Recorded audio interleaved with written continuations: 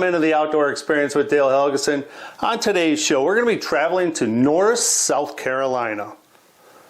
We're going to be meeting up with Jason Collins from Ionic Lithium Batteries, and we're going to learn all about lithium batteries today. So there's a lot to learn, a lot of misconceptions and uses for lithium batteries, and I can't wait to learn all about this stuff down there with Jason, and I hope you enjoy the show, so stay tuned for more right after this.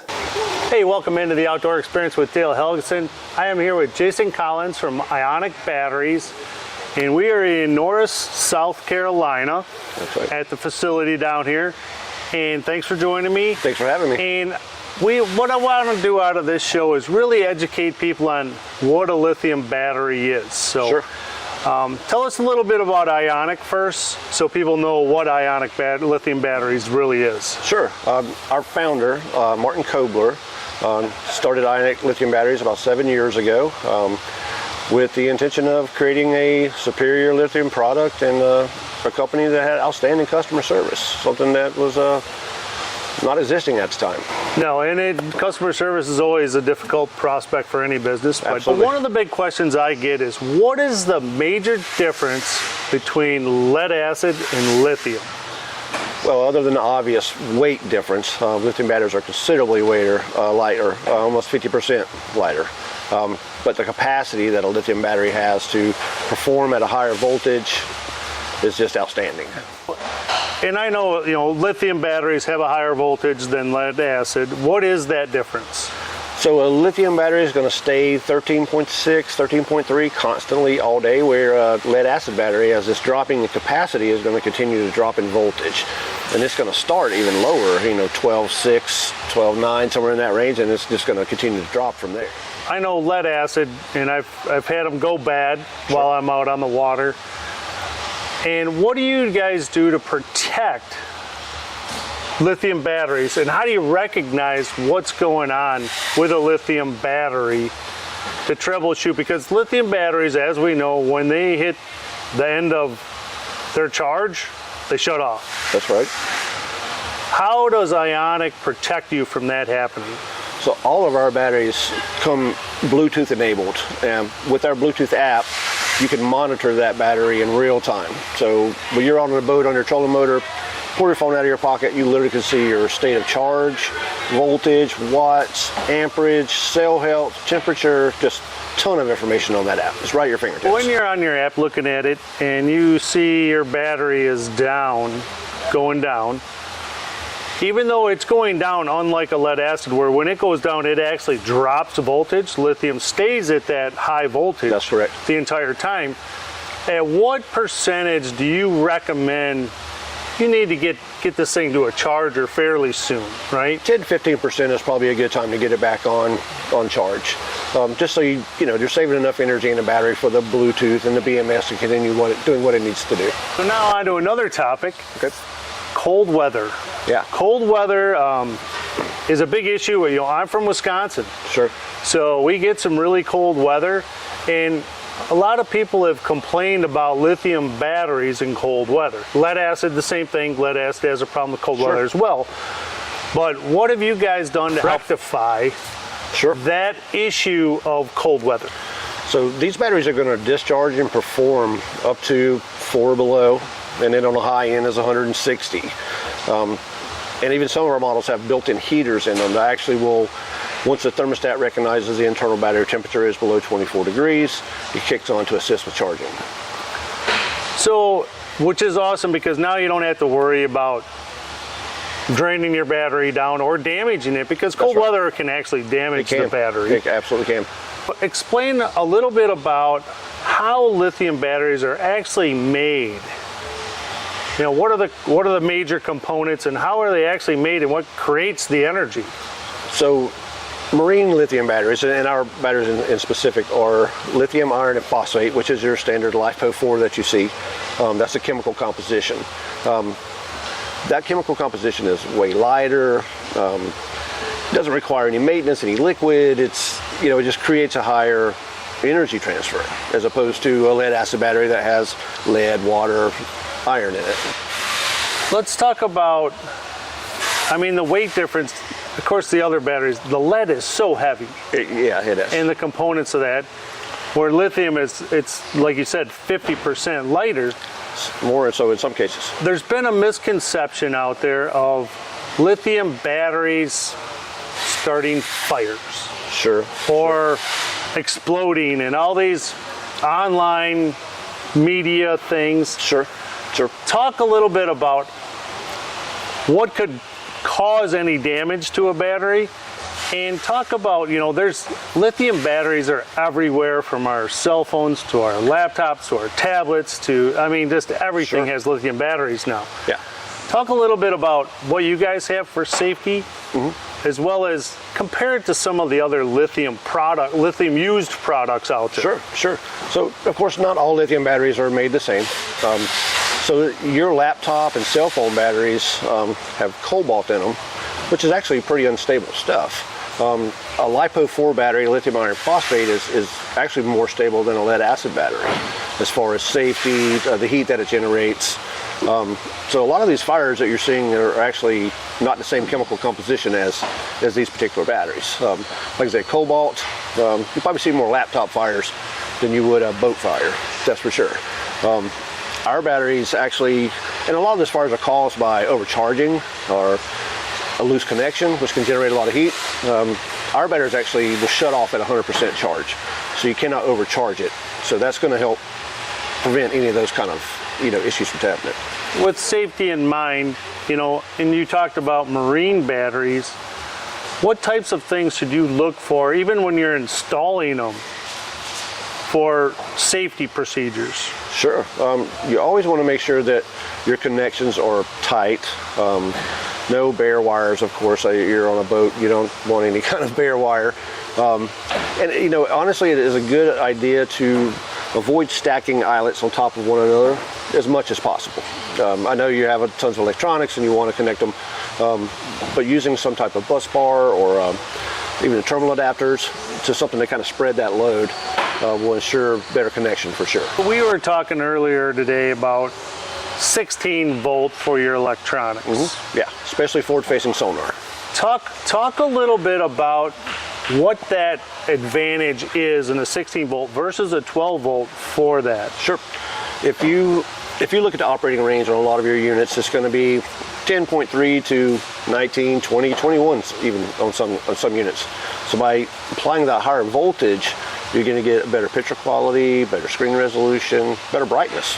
Some cases you can turn your brightness down to 90% and be brighter than you were before applying the 16 volt to it. Well, we've talked a lot about 12 volt, 16 volt.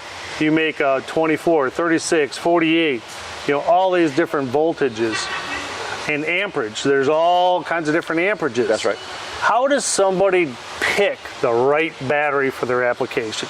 So the simple equation, kind of a industry little secret, is you multiply or add together the amps that you're drawing from each device. So let's just say 10. You're pulling 10 total amps, and your battery is 100 amp. You divide the 100 by your amp draw, that'll give you 10 hours of runtime. And it's a pretty simple equation. You can do it no matter what the amp hour battery is. So if you have a 12 volt 150 and you're pulling 15 amps, there again, you're 10 consecutive hours without charging. That equation will work with pretty much any lithium battery in any application. And that's a great little tip. Yeah. It really is, because now people can go out there, and if they know, you should know what amps you're pulling. It is fairly easy to find that information. And you can find the information. It's in your owner's manual. Sure, absolutely. Where you can find out what amps you're running, but that way I've heard people complain, well, my lithium battery doesn't make it. Right. It doesn't last long. Well, they're buying a 50 amp hour and they're pulling 12 amps and they go, I only ran for 7 hours. No, that's the math. And that's why. Yeah. And I've actually never heard that formula before, which is a great formula, because anybody at home could actually just figure that out themselves. And it's fairly accurate. It will get you within half an hour. I know we talked about boats, right? Because we're both fishermen. Absolutely. Talk about other applications you guys create batteries for. Sure.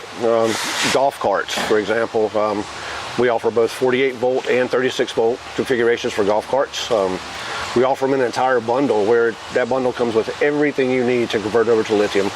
The chargers, the monitors, the connection cables, the batteries, just everything you need. From there we go to, excuse me, lawnmowers, motorcycles. We even have a battery for automobiles. And we offer a battery for 18-wheelers or heavy yellow equipment. It's 3,000 crank amps, 1,800 cold crank amps.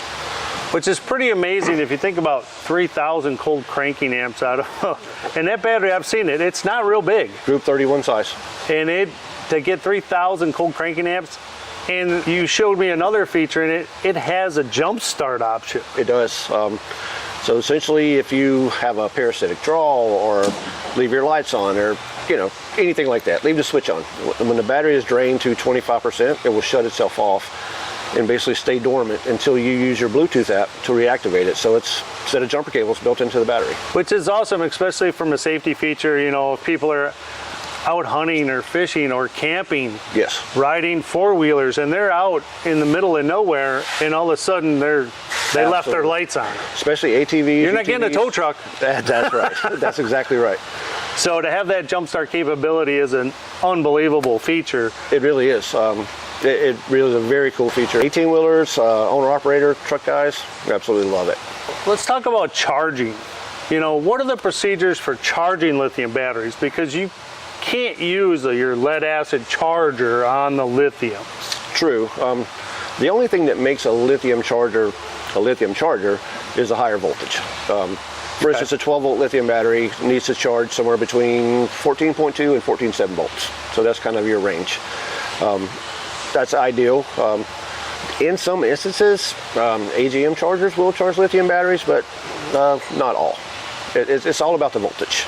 So ideally, you want to use a lithium compatible charger. So one of the things with your chargers that I've seen is they shut off so they don't overcharge, correct? 72 hours. Yeah, after 72 hours, they will shut off. But we know by that time, their batteries are going to be fully charged. So the dissipation rate on our batteries is less than 1% a month. So battery fully charged for storage, you should be able to charge it, disconnect the charger. You come back 3 months later, it should still be 94, 96%. So there's no need for a trickle charge. You know, it is a huge investment, but if you look at the ratios, right? Take a boat, for example. So you're looking at a lithium battery that you're going to have for at least 11 years. That's right. But you're going to spend how much on electronics? Right. I mean, you could spend 30, 40,000 on electronics for your boat, and then you're worried about skimping on the power source. That's exactly right. It doesn't make a lot of sense to me. If you're going to invest that much in electronics, invest in what's going to run the electronics. That's exactly right. And I don't have the studies on it, but then maybe you do. Does it help the longevity of the electronics having the consistent voltage ran through it?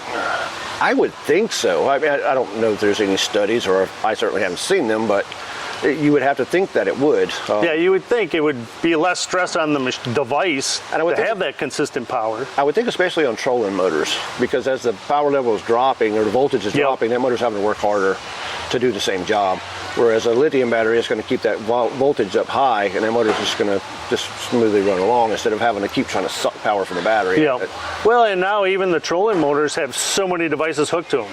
Right. They all have transducers. They have GPS. They, some of them are, they're going to have live imaging attached. There's just so many things that they can tie into them now, and they're going to draw more power.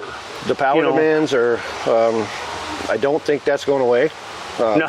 When I first started fishing, we maybe had graphs at the console, maybe one up front. If you're lucky. If you're lucky. Now we have customers that are running 316s, 212s. The power demands are just going to continue to increase, especially with forward-facing stuff, and those are kind of power hogs. That's another thing, forward-facing, right? That's a big topic in the fishing world. It is. Whether to outlaw it, keep using it, all that stuff. How much does that stuff draw? What's really the proper setup to maximize the efficiency of your forward-facing sonar? Isolate that thing to a 16-volt battery, no question. Do you recommend direct connect to the battery, or should you have a shut-off switch? I think either way is probably fine. You're going to get less interference by directly connecting. There's nothing in between. But I think isolating it, less interference, and it allows the device to do what it's supposed to do, and it's not sharing a power source. That's where you're getting interferences. You know, if you've got 4 other graphs connected off the same battery, and your radio and live well and pumps, and you know, there's going to be a risk for interference. If you isolate it to itself on its own battery power source, I think it's going to perform better. Another topic we want to talk about is the price difference in the batteries and why some lithium batteries are cheaper than others, right? Sure. Yeah. Talk a little bit about, you know, your actual construction of your materials. Yeah. So talk a little bit about those. I mean, like any other manufactured products, they're not all the same. You know, our batteries specifically, we only use grade A cells in our batteries, which any lithium product you're going to want to buy, I would encourage you to go in that direction. So what is a grade A cell? That's going to be the purest cell for power that you could get. It's not repurposed or remanufactured, or it's not recycled and reused, which I know recycling is great, but for some things it's not. Grade A cell is the best lithium batteries you're going to buy, whether it's our brand or any other brand. Grade A cells is the direction to go if you're going to purchase. And there's a reason they're more expensive, is because it's a better product.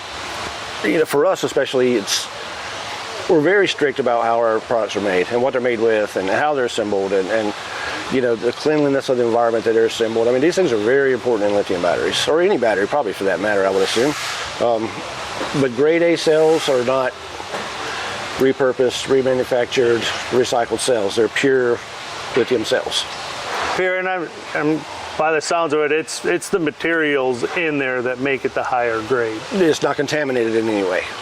So which is important, because I know if you get contamination in any battery, you're going to have problems. Absolutely, absolutely correct. Whether it's a corrosion problem or lack of ion contact. Yeah, and that's why you really don't see corrosion issues with lithium batteries like you do with lead acid or AGM batteries in general. You may have some external corrosion that's taking place because of salt water or moisture in the air, those kind of things on the post. But internal corrosion, this is something that's not an issue like lead acid batteries. A question. The batteries are all encased, right? There's no caps that you can take off and add water or nothing. Can you turn them upside down? You absolutely can. You can mount a lithium battery upside down if you wanted to. You can mount it on its side. There's nothing to spill out of it. There's no liquid in it. So the battery can be mounted on its end, on its side, upside down. Like the 16 volt, for instance, you could theoretically literally mount it to the bottom of a hatch lid if you wanted to. It's the size of a computer keyboard. Interesting. I mean, you don't think about that. You know, everybody's like, oh, don't tip that battery over or anything. Yeah, that's not an issue with lithium. What recommendations would you have for somebody as a process to purchase some lithium batteries? I would say begin by thinking about what your power needs are. But what do you want to power, and what's your end objective? Are you a 4-hour-a-day guy that's got 412s, or are you a 14-hour-a-day guy that's got 412s? Because your power consumption needs are going to vary based on how much time you want to spend on the water and what your power demands are. So, and that's a good thing. And if anybody ever has any questions, they can contact you. And how can they contact Ionic? I mean, of course, you can call us directly. Our line for our tech services, sales services, shipping department is all on our website. Or you can actually email us through the website. I encourage you guys, please call us. We want happy customers. We want to make sure you're getting what you need to power what you want to power. And you know, of course, if you purchase a battery and you're way underpowered and you want to return it and upgrade, of course we'll do the kind of things. But yeah, I think it's just easier to get what you need from the start. And oh, for sure. And I don't think people realize, because they go, well, you know, I can get a 50 amp hour for way less than 150 amp hour. Let's just get one of those. You can, absolutely. Well, you surely can, but it may not meet your needs. That's exactly right. You know, so you want to make sure you meet your needs. Yeah. You know, in the investment, you know, I've ran lithium for 4 years now, and I love them. Oh, yeah.